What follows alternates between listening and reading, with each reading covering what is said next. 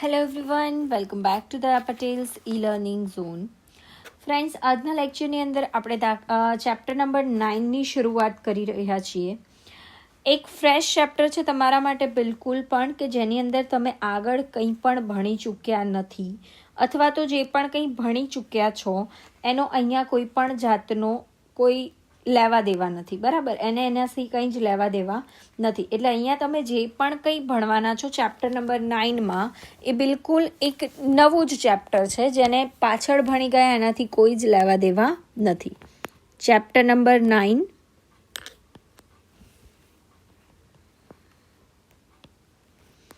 ગુણોત્તર શ્રેણી. ગુણોત્તર શ્રેણી, બરાબર છે. હવે ચેપ્ટરનું નામથી તમને ખબર પડે છે કે અહીંયા આપણે કોઈ શ્રેણી વિશે ભણવાનું છે. બરાબર, આપણે અહીંયા કોઈ શ્રેણી વિશે ભણવાનું છે. હવે તમે અહીંયાથી પહેલાં ગુણોત્તર શ્રેણી પહેલાં એક સમાંતર શ્રેણી કરીને ભણીને આવ્યા છો. બરાબર, કે જેની અંદર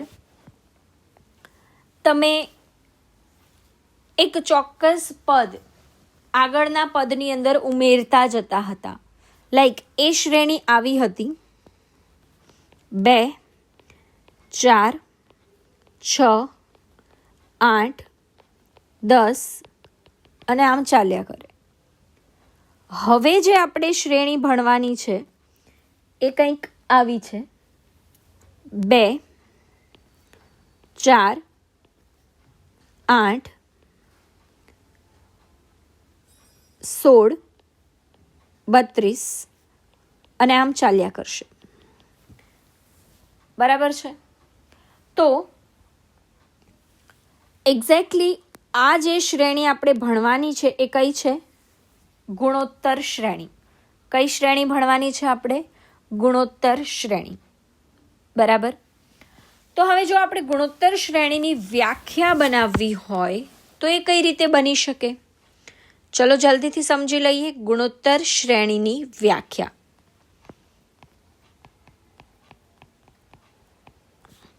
શ્રેણી શું છે ગુણોત્તર એ તો તમે સમજી ગયા, બરાબર ને? 2, 4 એટલે કોઈ પણ એક પદ વડે તમે દરેકે દરેક આગળવાળા પદને ગુણતા જાઓ તો તમને જે મળે છે એને કહેવાય ગુણોત્તર શ્રેણી. લાઈક અહીંયા તમે દરેકે દરેક પદને 2 વડે ગુણો છો.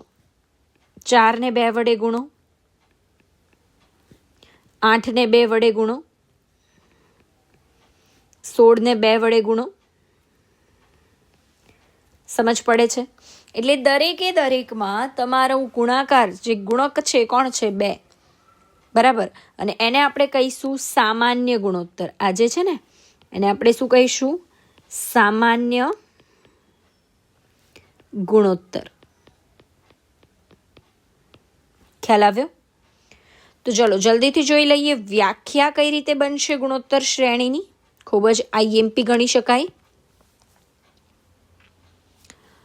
તો કે જો એ અને આર શૂન્યતેર વાસ્તવિક સંખ્યાઓ હોય, શૂન્યતેર વાસ્તવિક સંખ્યાઓ હોય,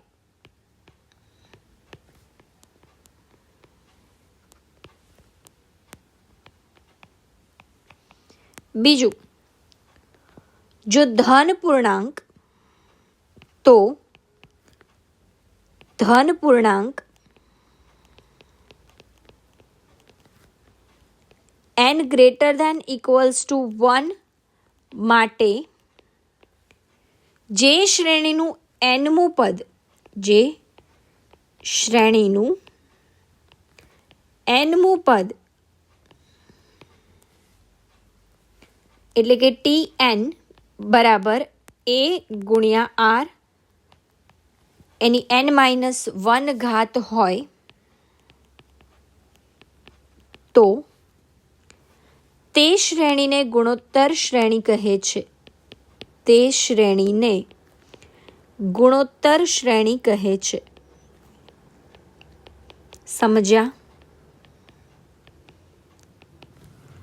ગુણોત્તર શ્રેણી કોને કહેવાય?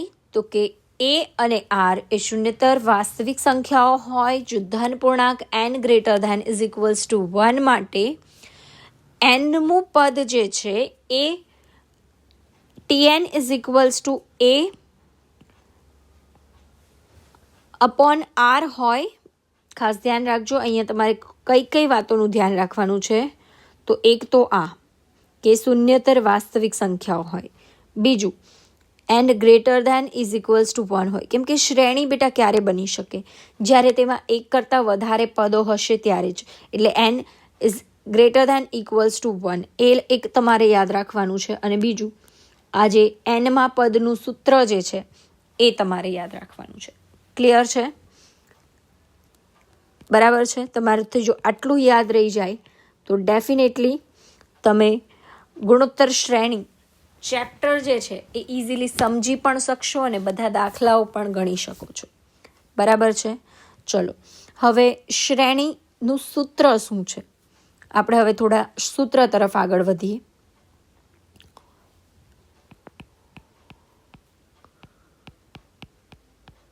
તો સૌપ્રથમ તમારે કોઈ પણ nમું પદ શોધવું હોય, એટલે કે tn શોધવું હોય તો એના માટે સૂત્ર છે a ઇન્ટુ આર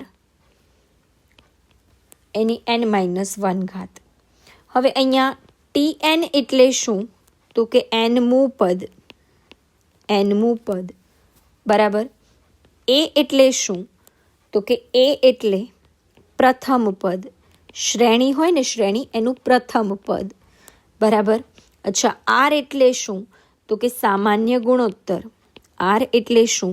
તો કે સામાન્ય ગુણોત્તર. બરાબર છે? અને આ સામાન્ય ગુણોત્તર આરનું સૂત્ર શું? તો કે tn+1 અપોન tn.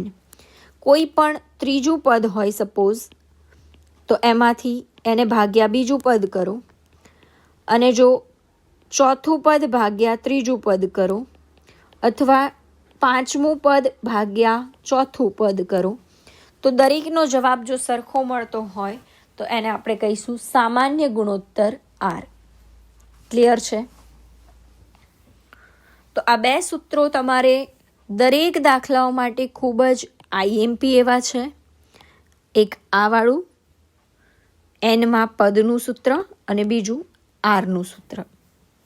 બરાબર છે? આગળ હજુ ઘણા બધા સૂત્રો છે. એક સૂત્ર તમારી માટે આ પણ છે કે tn+1 is equals two sn+1 minus sn. Simple છે. હું એમ કહું કે તમારે T6 શોધવું છે. એટલે T6 ક્યારે થાય? તો કે જ્યારે n ઇઝ ઇક્વલ્સ ટુ 5 હોય અને +1 હોય ત્યારે. બરાબર. એટલે 5+1 તો n બરાબર શું થયું અહીંયા? 5. બરાબર છે?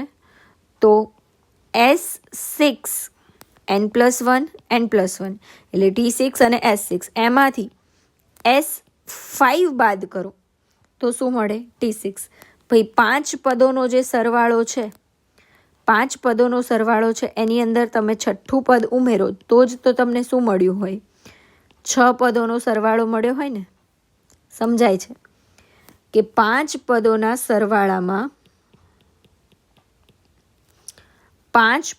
સરવાળામાં એટલે કે S5 એની અંદર છઠ્ઠું પદ ઉમેરો તો જ તમને શું મળે? S6 મળે ને. તો જો તમારે છઠ્ઠું પદ જોતું હોય તો આને પેલી બાજુ લઈ જઈને માઇનસ કરી દો, S5. ક્લિયર છે?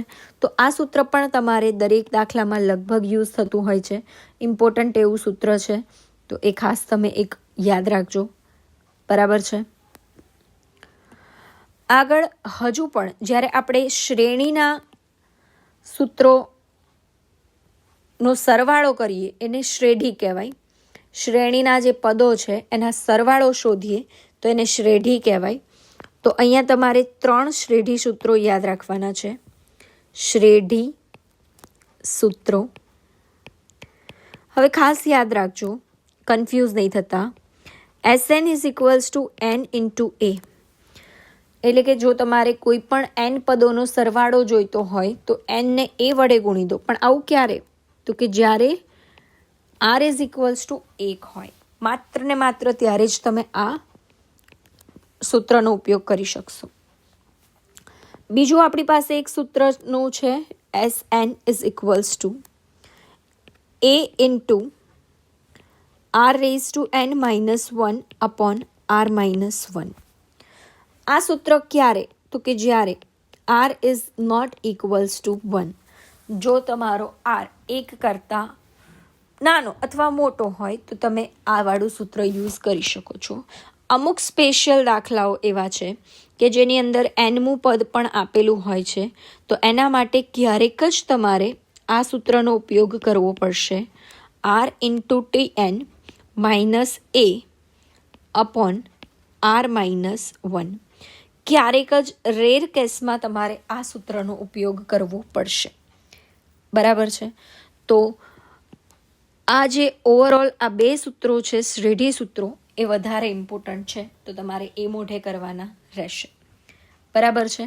તો ઓવરઓલ તમારે કેટલા સૂત્રો થયા મોઢે કરવાના? તો કે પહેલું એનમું પદ શોધવાનું સૂત્ર, બીજું આર શોધવાનું સૂત્ર, ત્રીજું TN+1મું પદ શોધવું હોય અને જ્યારે આપણી પાસે SN+1 અને S1 હોય, SN હોય ત્યારે એ સૂત્ર વાપરીશું. એ સિવાય શ્રેઢી સૂત્ર જ્યારે આર બરાબર 1 હોય તો અને આર બરાબર 1 ન હોય તો. આ વાળું જે સૂત્ર છે એ ક્યારે યુઝ થાય છે? તો કે એ તમારે જ્યારે r is not equals to 1 હોય અને જ્યારે TN પદ આપેલું હોય ત્યારે. બરાબર છે? એટલે એનો ઉપયોગ અમુક જ કેસમાં થાય છે, દરેક જગ્યાએ એનો ઉપયોગ થતો નથી. બરાબર છે? બીજું કે તમારે અમુક પદોને ધારવા પડશે. ઘણીવાર તમને શ્રેણી શોધવાની કીધી હોય તો તમારે પદોને ધારવા પડશે. બરાબર છે? તો જ્યારે તમને પદોનો સરવાળો અને ગુણાકાર એ બંને કીધું હોય ત્યારે તમારે શું કરવું પડશે? તો ત્યારે જો તમને 3 પદો કીધા હોય તો તમે આ પદ ધારી લેજો, A ભાગ્યા આર, A અને AR. જો 4 પદ કીધા હોય તો A ભાગ્યા આર ક્યુબ, A ભાગ્યા આર, AR અને AR ક્યુબ. બરાબર છે? અને જ્યારે તમને 5 પદોનો સરવાળો કીધો હોય તો AR સ્ક્વેર, A ભાગ્યા આર, AR અને AR સ્ક્વેર. બરાબર. જ્યારે તમને ગુણાકાર અને સરવાળો બંને કીધું હોય ત્યારે.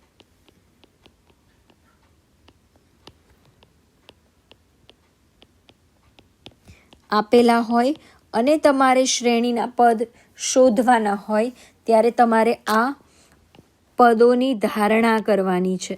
બરાબર છે? એ દાખલા ગણીશું ને ત્યારે વધારે સમજ પડશે, અત્યારે ઓછી સમજ પડશે, ટેન્શન નહીં. બરાબર? ચલો, તો નેક્સ્ટ લેક્ચરથી આપણે દાખલાઓની શરૂઆત કરીશું. ત્યાં સુધી તમે આજના લેક્ચરની અંદર જે પણ કંઈ સૂત્રો મેં તમને શીખવાડ્યા એ તમામ સૂત્રો તમે મોઢે કરી લેજો. નેક્સ્ટ લેક્ચરથી આપણે આ ચેપ્ટરની શરૂઆત કરીશું. આ જે ચેપ્ટર છે એને તમારા પાછલા ચેપ્ટર સાથે કંઈ જ લેવા દેવા નથી. તમે ફ્રેશ શરૂઆત કરજો. ખૂબ જ ભણીને આગળ વધો એવી શુભકામનાઓ. Thanks for watching. જય હિન્દ, જય ભારત.